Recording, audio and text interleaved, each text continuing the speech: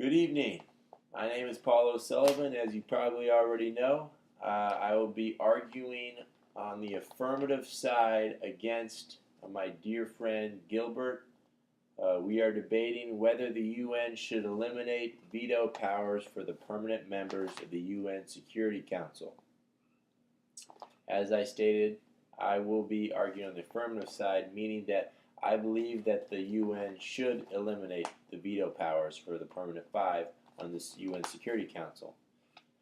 The UN is made up of 15 countries, but only 5 of those 15 have the power to veto. Now, it seems like a bit of a contradiction considering what the UN was based and found off of. The UN is supposed to support world democracy, world peace, world stability, equality, and it's basically supposed to be an anti-biased organization interested in those things I just said, world stability and peace. As it is now, though, the Permanent Five, which consist of the US, China, Russia, UK, and France, are really the only ones making decisions at the UN table with their veto powers.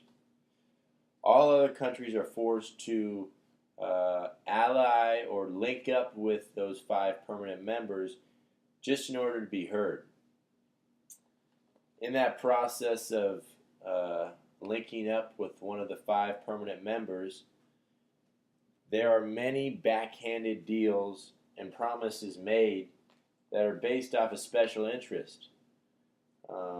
These special interests are exactly what get in the way of justice and the world's stability and peace that the UN is supposed to be all about. So back to what the UN is supposed to stand for. Another way of putting it is that the UN is the guardian of world peace and stability. Okay, it is, this group of 15 that are supposed to be equally sharing this power and decision making for the world. But as I said, 5 have this veto power, and that, provides inequality in this fifth group of 15. A quote by Asad Hashim in his article titled 263 Vetoes Have Been Exercised Since 1946. He goes on to explain some of the special interest things that I just touched on. He says the majority, quote, the majority of these vetoes were used by the U.S. and Russia. Hashim claims that the U.S. used their veto 79 times, mostly on resolutions against Israel, and another 40 of them were more recently against the Middle East. Sounds like special interest to me. Russia, the quote goes on, used their vetoes to veto against an intervention plan during the Civil War, or the Syrian Civil War. Another hinting at special interest, or not even a hint, it's pretty obvious. China uses their veto, or one of their vetoes, in 1955 to block Mongolia's entry to the UN. We know there's tension between China and Mongolia. France, now this is the worst one, I think.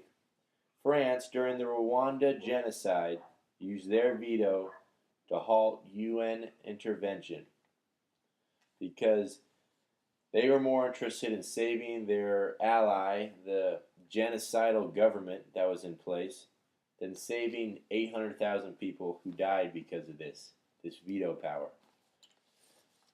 So it's just clear to me that the veto power is just getting in the way of solving unjust acts around the world. And people are dying because of countries that have elected officials that are, making backhanded deals and have special interests that don't involve the lives of innocent people. So it's clear that the veto power is used to protect the special interests of the permanent five, as I've said. A second quote in the Oxford University Journal, Andrew J. Carswell claims in his article titled Unblocking the UN Security Council, the Uniting for Peace Resolution. He goes on to say, quote, "The fact that the UN system has failed to live up to the lofty expectations of its framers can be attributed in significant part of the threat and exercise of the veto by individual permanent five members." So, just going further, it seems as it is now, the UN tends to be, it's inefficient, it's ineffective. It doesn't go along with the goal and the ideology that it was built off of: equality, democracy, solving worldly issues. It's just not consistent with that original ideology of a greater democracy.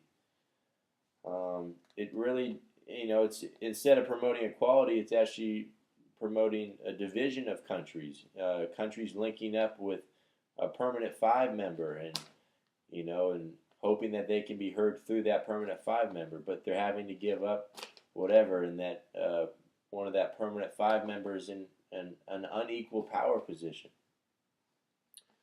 So my plan goes like this. Pretty simple. Without this veto power, each member could have equal power. So each member, the 15 members of the UN, would all have equal power.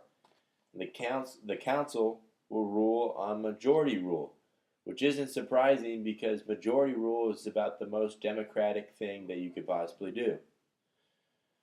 They would be ruling on majority rule rather than special interest of the five countries. That is what I have to say.